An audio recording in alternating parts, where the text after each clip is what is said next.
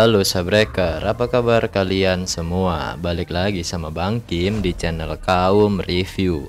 Kali ini Bang Kim akan ngelanjutin alur cerita manhwa yang berjudul Misi Penyelamatan Bumi part ke-37.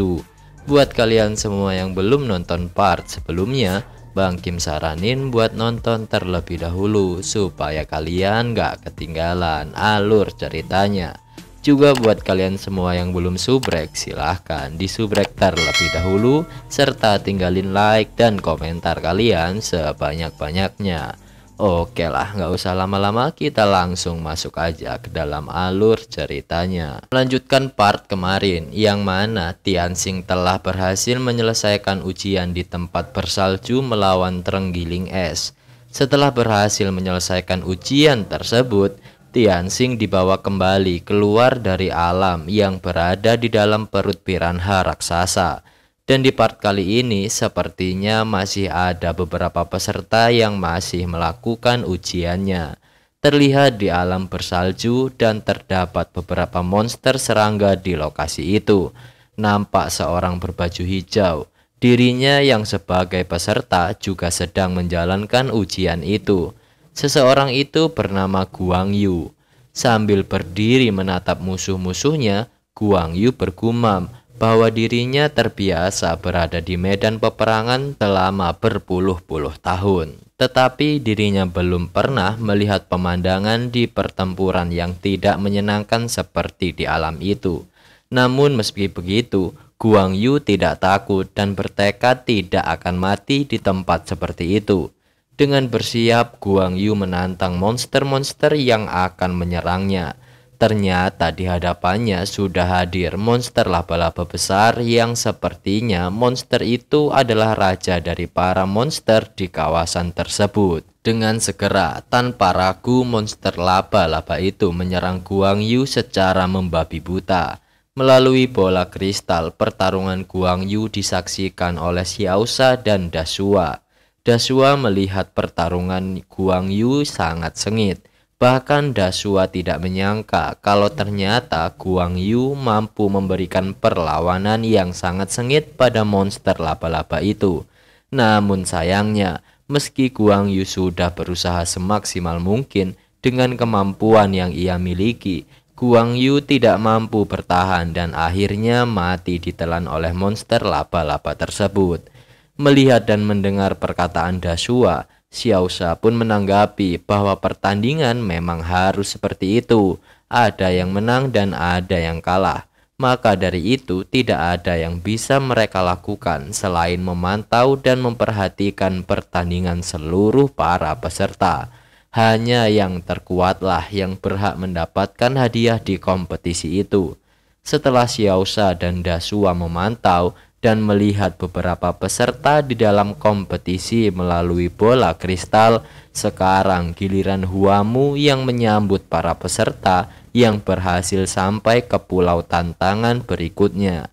Sambil menyambut kedatangan para peserta yang telah sampai ke lokasi itu, Huamu mengatakan bahwa di pertandingan itu reputasi dan latar belakang peserta bukanlah apa-apa di kompetisi, melainkan siapa saja yang beruntung dan mampu beradaptasi. Itu merupakan hal yang penting untuk bisa bertahan dalam kompetisi pertemuan bela diri.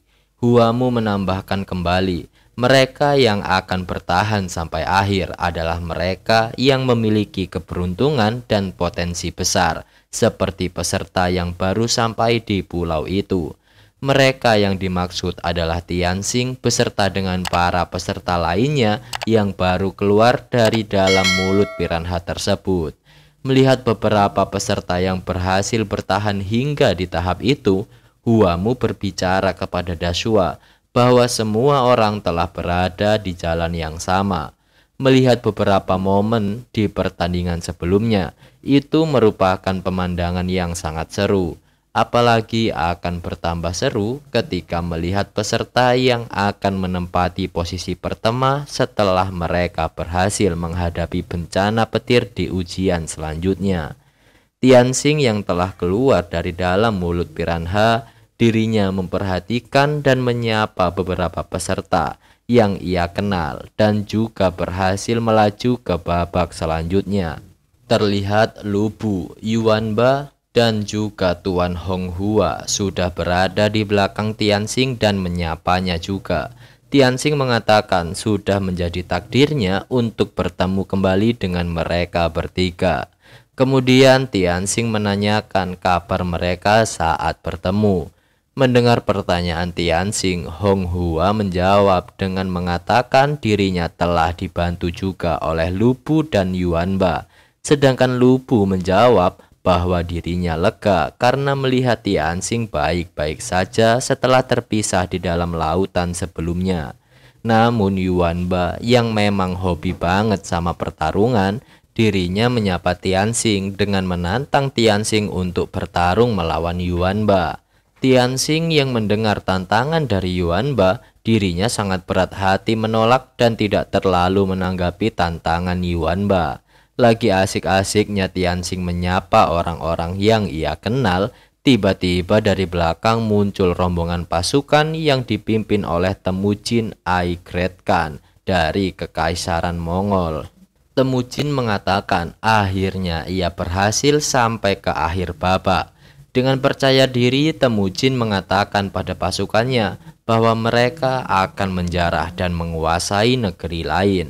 Tianxing yang menyaksikan gerombolan orang Mongol yang telah bergegas melanjutkan kompetisi, dirinya merasa bahwa orang Mongol itu terlihat sederhana. Bahkan mereka membawa seluruh pasukannya ke dalam kompetisi itu. Lu Bu yang menyaksikan hal itu juga, dirinya mengatakan pada akhirnya semua berusaha keras untuk mendapatkan harta karun di dalam kompetisi itu. Maka dari itu, Lu Bu tidak mau ketinggalan dan akan memenangkan kompetisi tersebut. Namun lagi dan lagi, bukannya fokus ke kompetisi, Yuanba masih saja menganggap remeh kompetisi dan malah ingin mencari orang-orang kuat yang akan diajak duel olehnya. Dengan semangat, Temujin yang menunggangi peliharaannya terbang dan segera melaju bersama pasukannya. Namun ketika orang-orang Mongol itu sedang melaju menuju garis finish, tiba-tiba mereka dikejutkan dengan petir di atas kepala mereka. Saat terkejut dan belum sempat menghindar, petir itu segera menyambar dan berhasil membuat orang-orang Mongol itu tersengat petir. Seketika orang-orang Mongol itu lenyap setelah tersengat petir tadi. Fenomena itu disaksikan peserta lain termasuk Tianxing juga.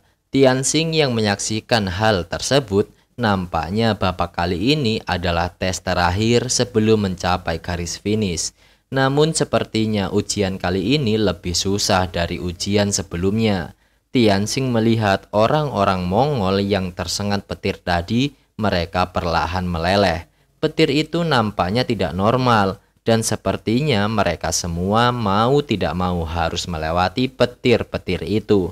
Peserta lain yang melihat ujian di babak terakhir kali ini, mereka merasa putus asa karena setelah bersusah payah melewati babak sebelumnya, kali ini mereka merasa tidak akan sanggup untuk melewati ujian petir itu. Dari sisi lain, terlihat seseorang berpenampilan seperti Goku di anime Dragon Ball, dirinya telah bersiap sambil mengatakan dirinya telah berlatih selama 30 tahun. Dengan begitu, dirinya kini bisa menggunakan kemampuannya dengan maksimal. Sambil menunggangi kura-kuranya, orang itu terbang dan mengeluarkan perisai energi di sekelilingnya untuk melindungi diri dari serangan petir.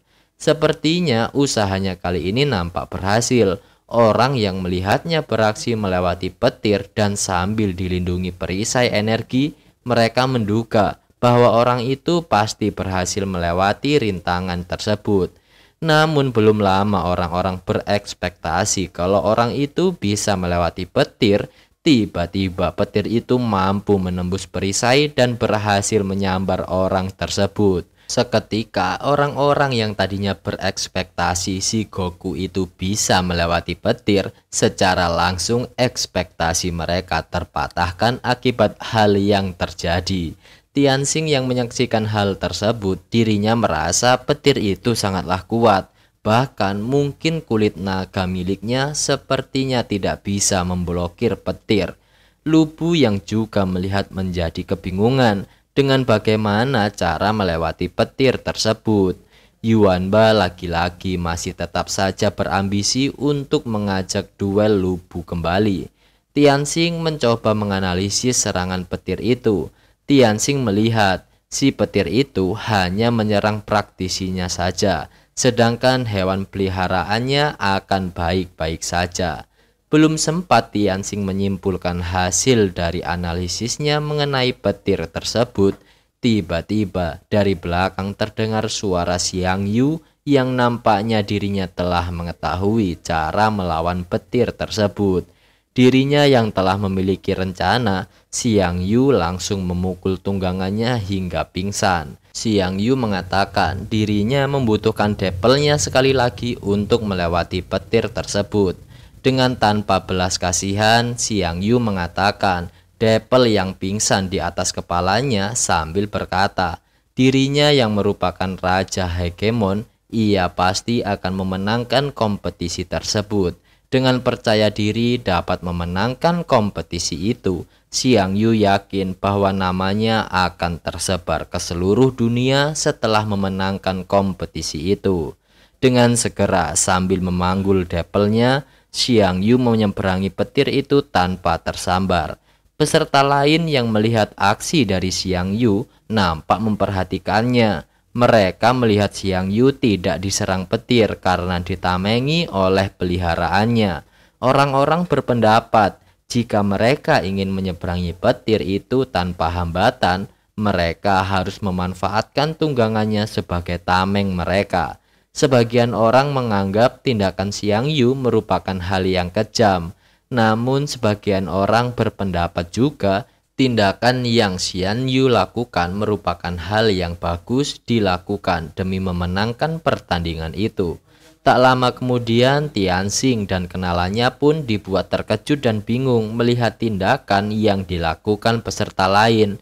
Mereka melihat peserta lain mengikuti tindakan Xiang Yu yang kemudian membunuh dan membantai peliharaannya hingga mati. Dengan keji mereka membunuh peliharaannya dan memanfaatkan peliharaannya sebagai tameng demi bisa memenangkan kompetisi dan mendapatkan harta karun sebagai hadiah mereka. Keadaan peserta semakin kacau karena ulah Xiang Yu yang mempengaruhi peserta lain untuk memanfaatkan peliharaannya. Anjing hijau yang menyaksikan hal itu menanyakan pendapat Tianxing tentang apa yang telah peserta lain lakukan terhadap peliharaannya. Mendengar pertanyaan anjing hijau, Tianxing tidak habis pikir tentang peraturan yang mengharuskan praktisi mengorbankan peliharaannya untuk menjadi tameng.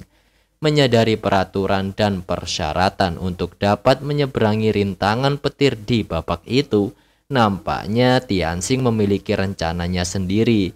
Tianxing berkata kepada anjing hijau bahwa dirinya harus memenangkan pertandingan itu dan mendapatkan harta karun berharga. Mendengar perkataan Tianxing yang nampak memandang anjing hijau dan memiliki keinginan untuk menang, anjing hijau jadi ketakutan karena anjing hijau beranggapan bahwa sepertinya Tianxing ingin mengorbankan anjing hijau sebagai tameng untuk melewati rintangan petir tersebut. Anjing hijau pun meminta belas kasihan kepada Tianxing agar Tianxing tidak mengorbankan dirinya. Meski anjing hijau sadar dirinya telah banyak membuat Tianxing kerepotan dan tidak terlalu banyak membantu Tianxing di kompetisi itu, anjing hijau meminta Tianxing agar burung elang saja yang dikorbankan sebagai tamen pelindung di rintangan petir tersebut. Mendengar perkataan anjing hijau yang salah paham dengan rencana Tianxing, Tianxing pun mengatakan bahwa anjing hijau tidak perlu khawatir akan hal itu. Tianxing yakin dirinya dan hewan peliharaannya mampu melewati rintangan itu. Kemudian Tianxing mengeluarkan rantainya dan mengambil mayat hewan peliharaan spiritual milik orang Mongol tadi. Sambil mengambil mayat hewan itu, Tianxing berkata bahwa peraturannya adalah harus menggunakan hewan spiritual untuk memblokir serangan petir. Namun peraturannya tidak mengharuskan menggunakan hewan peliharaan spiritual pribadi, melainkan bisa menggunakan hewan spiritual yang lain. Melihat dan mengetahui rencana Tianxing yang di luar pemikiran mereka, Lu Bu juga merasa bahwa Tianxing merupakan orang yang bijaksana, karena Tianxing bisa memikirkan hal yang tanpa harus berbuat keji kepada peliharaannya sendiri. Yuan Ba pun menambahkan, meski dirinya sudah banyak melewati rintangan dan banyak membunuh banyak orang di dalam pertandingan itu, dirinya tidak mungkin tega untuk membunuh dan mengorbankan peliharaannya. Dengan rencananya, kini Tianxing dan teman-temannya bersiap untuk melanjutkan pertandingan dan berjuang habis-habisan demi memenangkan kompetisi itu. Di sisi lain, peserta yang telah memulai dan melanjutkan kompetisi memanfaatkan peliharaannya kini saling bersaing. Terlihat para peserta sedang melaju sambil menyerang dan membunuh satu sama lain demi bisa memenangkan kompetisi. Xiang Yu yang sudah melaju, dirinya risih dengan orang-orang yang dianggap lemah menempel dan mendekati dirinya. Karena Xiang Yu tidak mau ada peserta lain yang membalap dan mendekati dirinya, Xiang Yu mulai menyerang dan menumbangkan peserta lain menggunakan kemampuan Absolute Annihilation. Xiang Yu memanfaatkan tombaknya untuk menyerang peserta lain. Namun tiba-tiba belum sempat tombak Xiang Yu berhasil menumbangkan peserta lain, tiba-tiba muncul senjata Yuan Ba yang memblokir serangan tombak dari Xiang Yu. Setelah memblokir serangan Xiang Yu, Yuan Ba berkata kepada Xiang Yu bahwa dirinya pernah mendengar nama Xiang Yu di dalam pertandingan. Dengan begitu, Yuan Ba meminta Xiang Yu untuk bertarung dengan dirinya. Mendengar perkataan Yuan Ba, Xiang Yu jadi marah karena Yuan Ba berani-beraninya menyebut nama Xiang Yu dengan tidak sopan. Sambil emosi, Xiang Yu pun mulai menyerang Yuan Ba.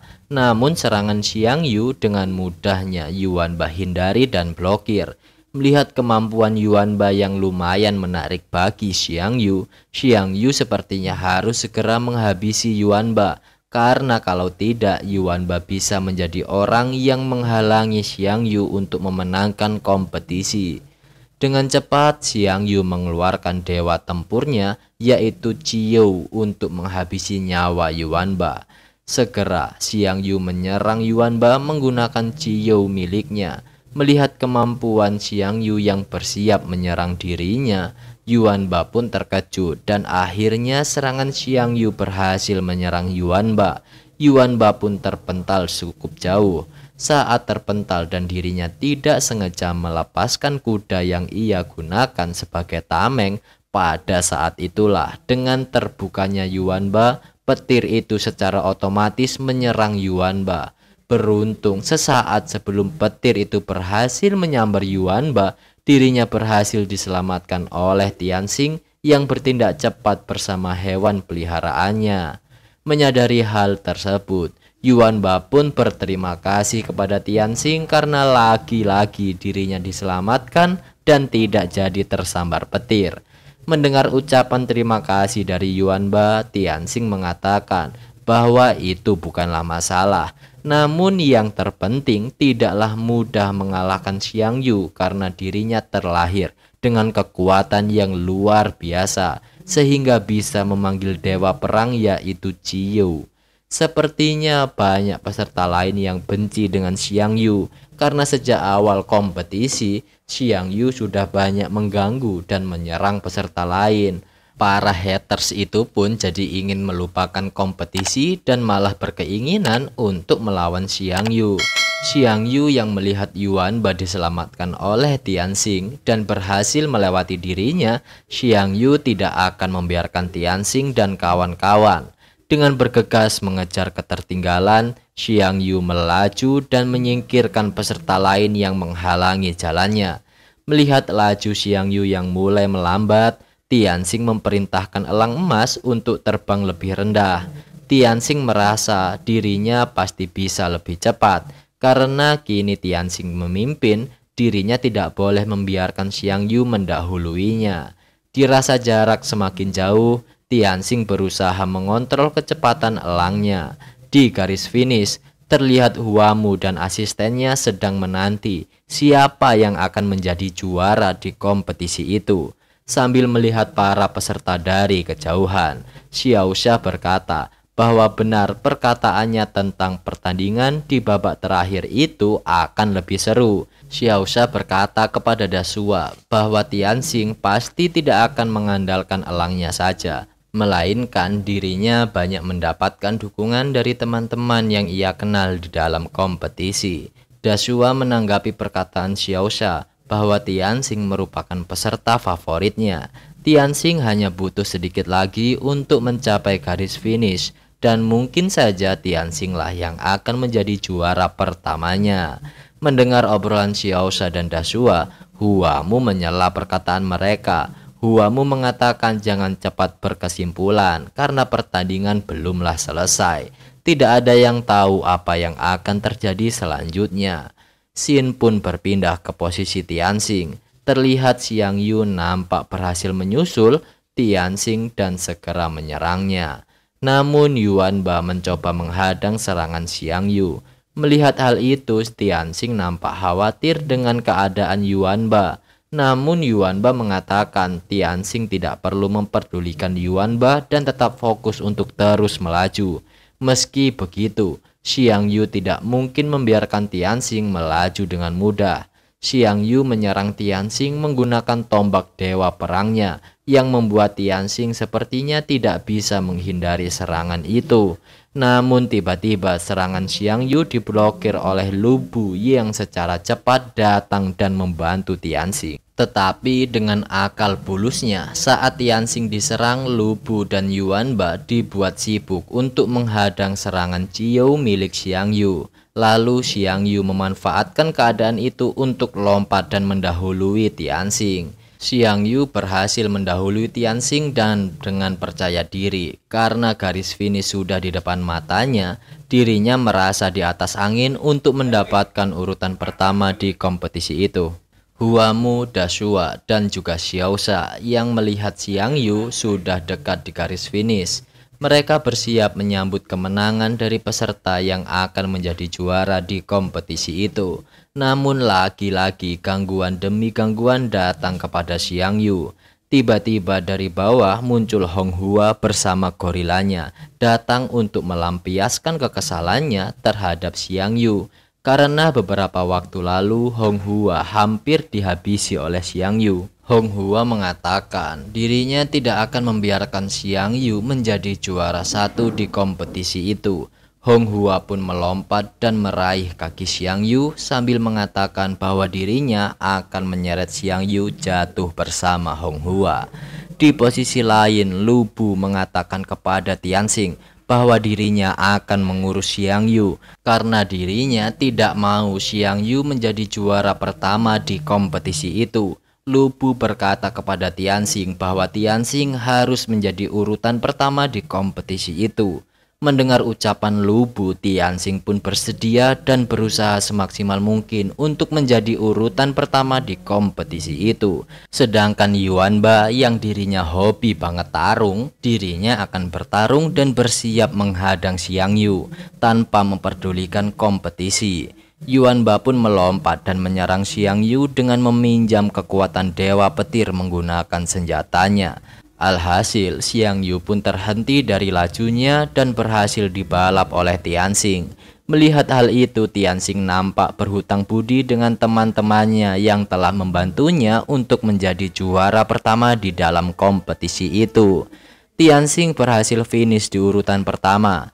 Dengan begitu, Huamu mengumumkan bahwa juara pertama di kompetisi pertemuan bela diri adalah Tianxing dan hewan peliharaannya. Di penghujung pertemuan bela diri, kini saatnya Huamu mengumumkan pemenang pada kompetisi itu kepada seluruh peserta yang mengikuti pertemuan bela diri.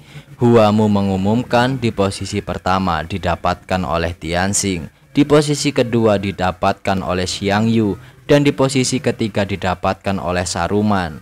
Huamu berharap ketiga nama peserta tadi bisa dikenal ke seluruh dunia eternal. Di sela-sela penyambutan pemenang, Xiaosha berkata kepada Dashua, dirinya tidak menyangka jika Xiang Yu bisa finish dengan cara seperti itu, yaitu terjatuh dan kepalanya menyentuh garis finish. Jika saja Xiang Yu ketinggalan selangkah saja, Xiang Yu pasti menjadi posisi ketiga dalam kompetisi itu. Mendengar perkataan Xiaosha, Dashua mengatakan bagaimanapun keberuntungan juga adalah salah satu faktor yang paling menentukan untuk dapat memenangkan kompetisi itu. Terlihat Xiang Yu yang harus puas finish di urutan kedua. Dirinya masih tidak terima dengan Tianxing yang selalu saja mengganggunya saat pertandingan tadi. Karena juara sudah ditentukan, kini saatnya pembagian hadiah untuk para pemenang. Karena Tianxing adalah juara pertama, Tianxing dipersilahkan untuk memilih 3 hadiah yang ia inginkan. Melihat beberapa harta karun sebagai hadiah, Tianxing nampak kebingungan memilihnya. Karena menurut Tianxing harta karun itu sangat berharga dan langka. Karena Tianxing harus tetap memilih 3 di antara hadiah itu. Untuk hadiah yang pertama, Tianxing memilih Door of Space. Door of Space sendiri memiliki keunikan dan fungsi.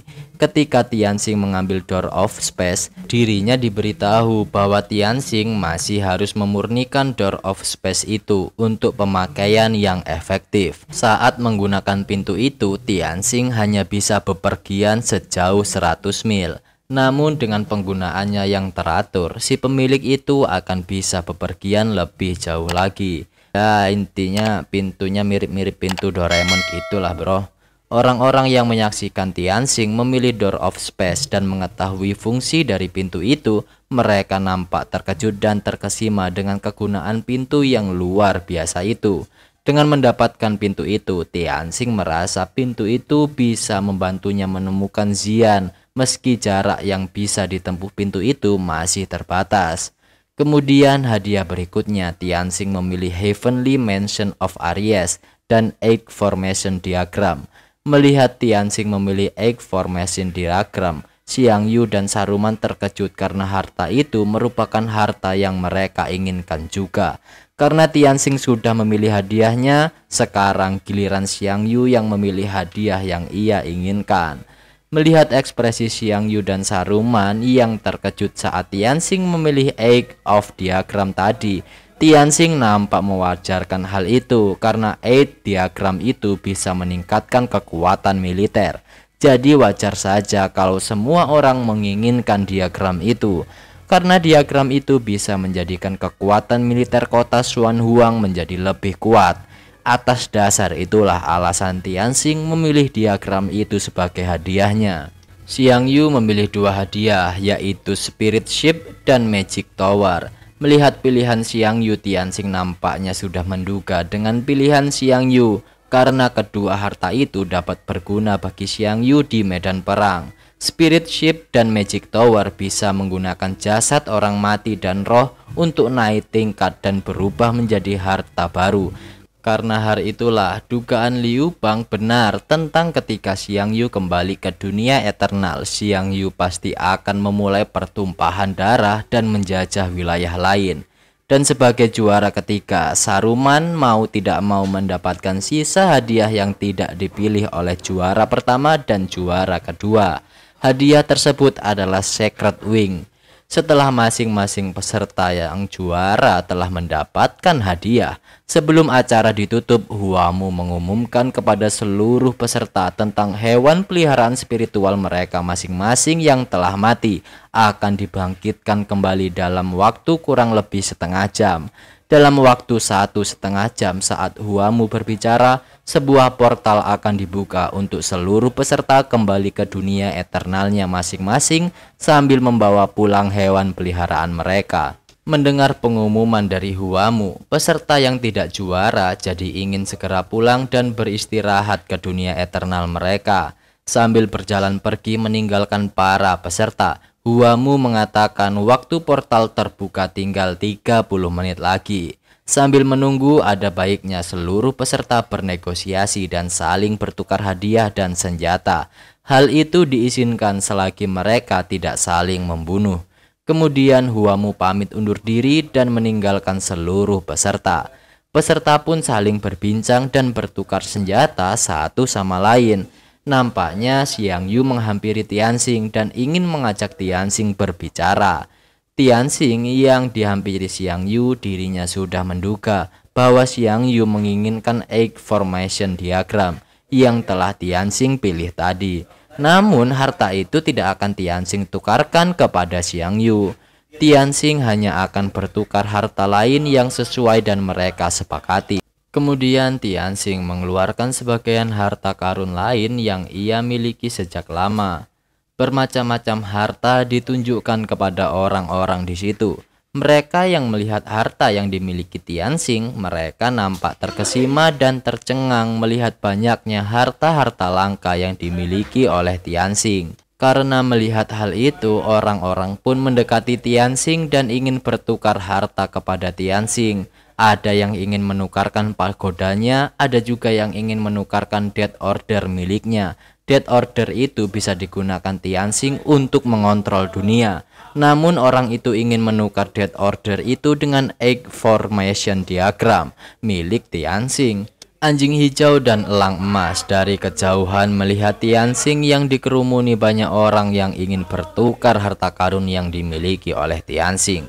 Anjing hijau yang melihat orang-orang berebut harta karun, dirinya mengatakan bahwa manusia adalah makhluk yang serakah. Anjing hijau berkata dirinya bisa memilih untuk menjadi apa saja di dunia itu, tapi dirinya tidak akan memilih untuk menjadi manusia karena itu pasti akan melelahkan. Melihat orang-orang yang berebut untuk bertukar harta kepada Tianxing, Yuanba bertanya kepada Lu Bu, kenapa dirinya tidak ikut bertukar harta kepada Tianxing. Mendengar pertanyaan itu, Lu Bu menjawab, sebenarnya dirinya ingin bertukar harta karun, tapi sayangnya Lu Bu tidak memiliki harta karun lain selain tombak dan si Momo peliharaannya. Dengan antri satu persatu, orang-orang mulai selesai bertukar harta dengan Tianxing. Orang-orang pun senang karena harta yang mereka inginkan bisa mereka dapatkan dari Tianxing. Setelah orang-orang sudah selesai bertukar harta dengan Tianxing, kini giliran Tianxing yang ingin bertukar harta kepada orang lain. Tianxing menginginkan harta yang sedang ia inginkan. Mendengar perkataan Tianxing, orang-orang heran karena Tianxing telah memiliki banyak harta karun namun masih menginginkan harta yang lain. Tianxing menjelaskan setiap praktisi memiliki elemen mereka masing-masing dan mereka harus memurnikan elemen mereka agar lebih kuat. Jadi Tianxing ingin mencari penyuling. Lebih bagus lagi jika ada teko, pagoda atau bel untuk meningkatkan elemen Tianxing. Jadi ada seseorang yang memiliki harta yang Tianxing butuhkan.